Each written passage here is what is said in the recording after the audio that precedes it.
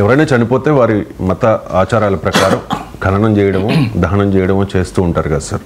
అలా కాకుండా ఇప్పుడు వైద్య పరిశోధనల కోసం మెడికల్ కాలేజీలకి స్వచ్ఛందంగా మృతదేహాలని అప్పగిస్తూ ఉన్నారు సార్. బతుకున్నప్పుడే వీలునామాలు రాస్తూ ఉన్నారు. ఈ ట్రెండ్ ఇప్పుడు పెరుగుతోంది.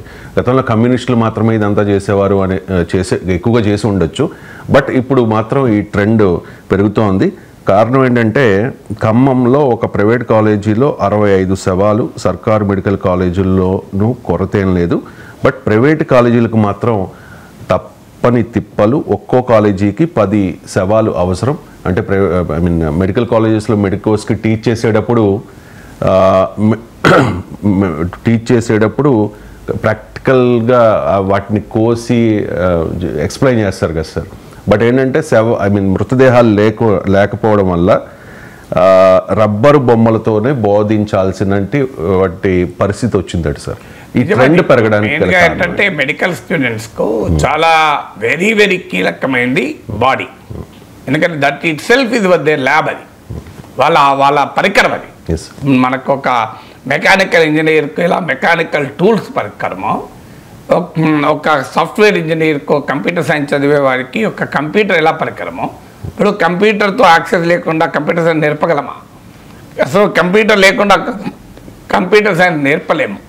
అలాగే ఒక బాడీ లేకుండా, ఎందుకంటే హ్యూమన్ బాడీ పైన నీవు ప్రయోగాలు చేయలేవు, హ్యూమన్ బాడీ పైన నేర్చుకోలేవు, హ్యూమన్ బాడీ పైన ట్రీట్మెంట్ నేర్చుకోవచ్చు తప్ప యూ కెనాట్ డిసెక్షన్ చేయలేవు కదా. సో అందువల్ల బాడీయే కాదు, మీకు మెడికల్ స్టూడెంట్స్ ఉన్న ఫ్యామిలీస్ ఉంటే అందరికీ తెలుసు.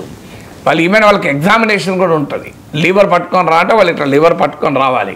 ఫోరెన్సిక్ సైన్స్ చెప్పేట వాళ్ళైతే మేజర్ బోన్ అంటే మన బాడీలో ఉన్న ఒక పెద్ద బోన్నే వాళ్ళు స్టిక్ లాగా చూపెడతారు, ఇట్లా స్క్రీన్ పైన చూపెట్టడానికి ఆ బోన్ వాడుతుంటారు. సో ఈవెన్ మన పుర్రలు వాడుతుంటారు. సో ఎందుకంటే that's part of their education కదా. సో మీరు ముట్టుకోవాలి వాళ్ళు ఈవెన్ అవయాన్ని. లివర్ అంటే they should physically touch the liver, physically touch the kidney. So అలా నేర్పుతారు. మనకు చాలా వేరే వాళ్ళకి ఎబ్బెట్టుగా ఉంటుంది కానీ but that is part of medical education. మీకు మెడికల్ స్టూడెంట్గా చేరితే first experience very strange experience అదే. కానీ మీకు మన దేశంలో ఆచారాలు, విశ్వాసాలు, సాంప్రదాయాలు, నమ్మకాలు ఎక్కువ కనుక అంత సులభంగా బాడీని ఇస్తారా అని. సో మన తాత్విక చింతన కూడా చెప్తోంది ఆత్మ శాశ్వతము, దేహం శాశ్వతం కాదు. ఒక దుస్తులు మార్చుకున్నట్లుగానే ఆత్మ ఒక దేహం నుంచి మరో దేహంలోకి ప్రవేశిస్తుందని శ్రీకృష్ణ పరమాత్మ భగవద్గీతలో చెప్తాడు కదా. అయినా కూడా ప్రజల విశ్వాసాలు, నమ్మకాలు ఉంటాయి. సో అందువల్ల ఆచారాలు, విశ్వాసాలు, నమ్మకాలు లేని హేతువాదులు, నాస్తికులు, వామపక్షవాదులు వీళ్ళు మొదట్లో ఇచ్చేవాళ్ళు. కానీ ఇప్పుడు పెరిగింది. ఇప్పుడు సామాన్యులు అంటే హ్యూమన్ అవేర్నెస్. రక్తదానం ఇవ్వాలి అంటే మేము చిన్నప్పుడు ఆ స్కూల్లో చదువుకున్న రోజుల్లో బంధువులలో చర్చలు వచ్చాయి. ఎవరైనా ఆరోగ్యం బాగాలేకపోతే బ్లడ్ డొనేషన్, ఆయన బ్లడ్ డొనేట్ చేస్తారట, ఎంత చెప్పినా ఇంటలేడు. సో నేను ఒప్పుకోను, మా వాడికి బ్లడ్ కావాలి. ఆయన మొదలే పిల్లలు ఉన్న వాళ్ళు ఉద్యోగం చేసేవాడు, బ్లడ్ ఇస్తే ఏమైనా వీక్ అవుతాడు అని. ఇప్పటికీ కూడా ఈ మూఢనమ్మకం పెట్టుకొని బ్లడ్ ఇవ్వడానికి వెనకాడే వాళ్ళు చాలామంది ఉన్నారు. ఈవెన్ టుడే అన్ఫార్చునేట్లీ ఇంత అవేర్నెస్ క్రియేట్ అయినాక. కానీ రక్తదానం ఇవ్వడం మనకు కూడా మంచిది ఆరోగ్యానికి. నేను నా లైఫ్లో కనీసం ఒక 10 సార్లు ఇవ్వచ్చు బ్లడ్ డొనేషన్. 6-7 సార్లు అయితే ఇచ్చాను ఖచ్చితంగా ఈ లైఫ్ మొత్తంలో. నేను ఎమ్మెల్సీగా ఉన్నప్పుడు రక్తదాన శిబిరాలు ప్రారంభించాలంటే నేను బ్లడ్ ఇచ్చి ప్రారంభించేవాడిని. రబ్బన్ కటింగ్లు ఇవన్నీ పెట్టుకోకుండా నేనే బ్లడ్ ఇచ్చి రక్తదాన శిబిరం ప్రారంభించేవాడిని. సో అందువల్ల రక్తదానం అనేది ఇప్పుడు అవేర్నెస్ బాగా పెరిగి ఈవెన్ టుడే బ్లడ్ కొడుతుంది. మీకు సీరియస్ బ్లడ్ కొడుతుంటుంది చూడండి మీరు. కంపారిటివ్లీ గతంతో పోలిస్తే గణనీయంగా పెరిగింది. సో నీకు నేను Nizam institute of medical sciences blood bank డైరెక్టర్తో మాట్లాడుతుంటే చెప్తున్నారు ఇప్పటికీ కూడా బ్లడ్ కొడుతుంది. సో ప్రజల్లో ఆ రకమైన అపోహలు ఉన్నాయి. రక్తదానం తర్వాత ఇప్పుడు ఆర్గాన్ డొనేషన్ వచ్చింది. జీవన్ దాన్ పెట్టి ఈవెన్ స్ట్రీమ్ లైన్ కూడా చేశారు. సో బ్రెయిన్ డెడ్ అయిన వారి బాడీస్ నుంచి వాళ్ళ అన్ని రకాల వాళ్ళు ఏ రకమైన ప్రత్యేకమైన ఐడియాలజీతో సంబంధం లేకుండా అవయవదానం చాలా కామన్ అయిపోయింది. సో డెడ్ అంటే తన వారు మరణించినా కూడా జీవిస్తారు. వాళ్ళ కార్నియా ఒకరికి, కిడ్నీ ఇంకొకరికి ఇలా. సో అందువల్ల ఇది ఒక సెకండ్ అవయవదానం. రక్తదానము అవేర్నెస్ పెరిగింది, ఇంకా పెరగాలి. అవయవదాన అవేర్నెస్ పెరిగింది, ఇంకా పెరగాలి. నేను అపీల్ కూడా చేసేది ఏంటంటే ప్రజలందరికీ అవయవదానానికి ముందుకు రండి. ముఖ్యంగా young people should start trend చేయాలి. పెద్దవాళ్ళకంటే చాలా విశ్వాసాలు, నమ్మకాలు, భయాలు ఉంటాయి. థర్డ్ది దేహదానం. ఇది కూడా ఒక వండర్ఫుల్ థింగ్.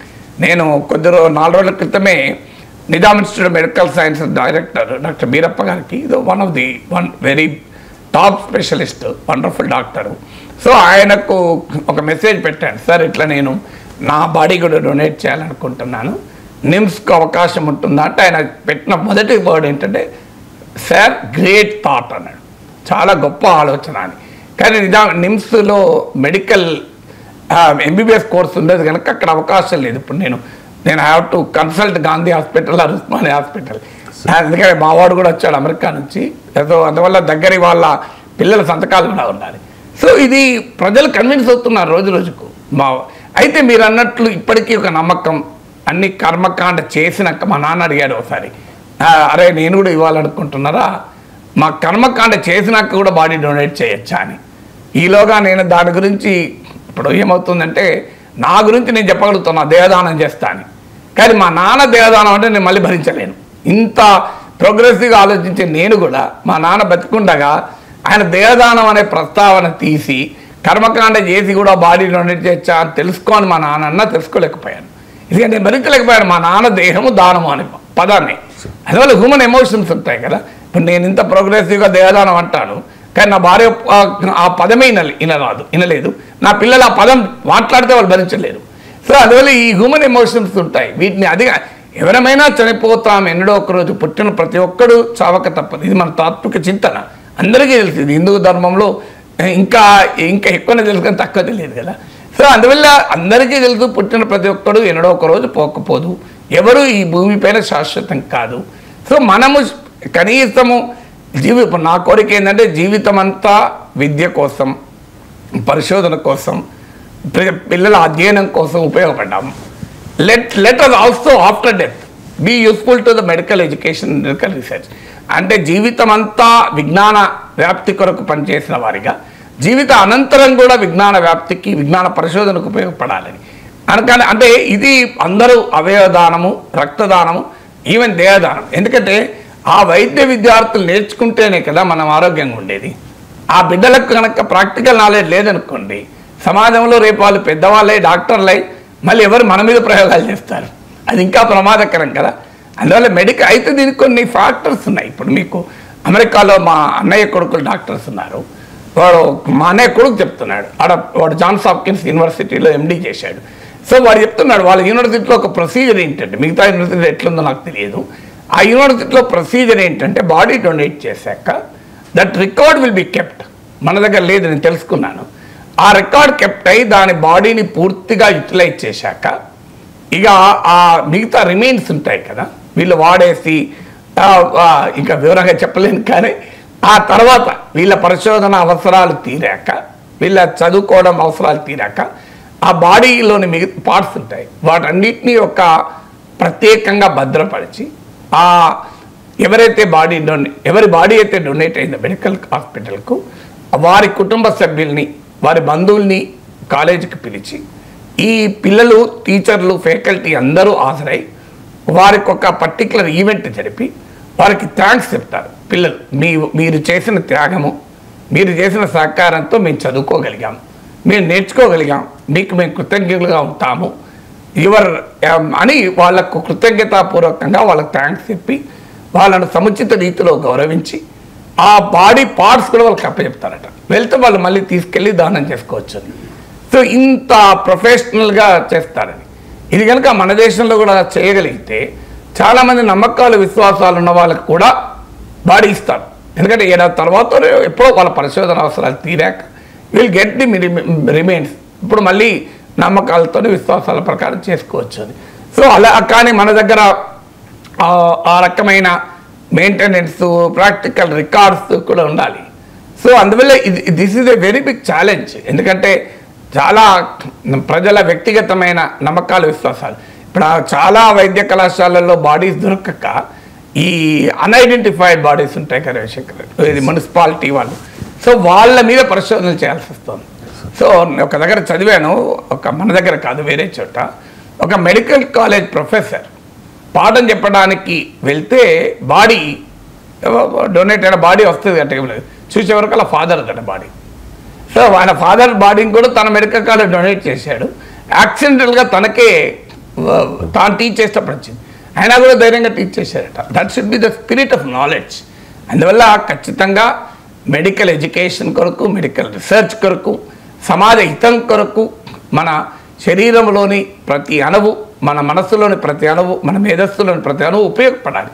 ఎందుకంటే సో ఒక తత్వవేత్త అంటాడు, జీవితపు చెయ్యపై నిద్రించి ఒక్క క్షణం నీ జీవితాన్ని సింహావలోకనం చేసుకుంటే ప్రతి క్షణము పరుల కోసమే బతికానన్న నమ్మకం కలిగితే ధన్యజీవి అంటారు. అలాంటిది కష్టం, ప్రతి క్షణము పరుల కొరకు బతకడం అనేది అయ్యే పని కాదు మనలాంటి వాళ్ళకు. కానీ ప్రతి క్షణము నా కొరకే బతికాను అనుకోకుండా కనీసం ఒక క్షణమో 2 క్షణాలో 4 క్షణాలో 100 క్షణాలో సమాజం కొరకు కూడా బతికామన్న సాటిస్ఫాక్షన్ చాలా గొప్పది కనుక అందువల్ల జీవించి ఉండడంలో మరణానంతరం కూడా మన సమాజానికి ఉపయోగపడుతుంది ఒక ఆనందం.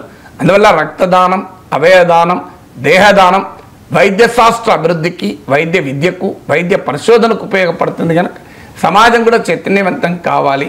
నమ్మకాలు విశ్వాసాలను గౌరవిస్తూనే శాస్త్రీయ పురోగతికి ఉపయోగపడేలా మనం నిర్ణయాలు తీసుకోవాలి.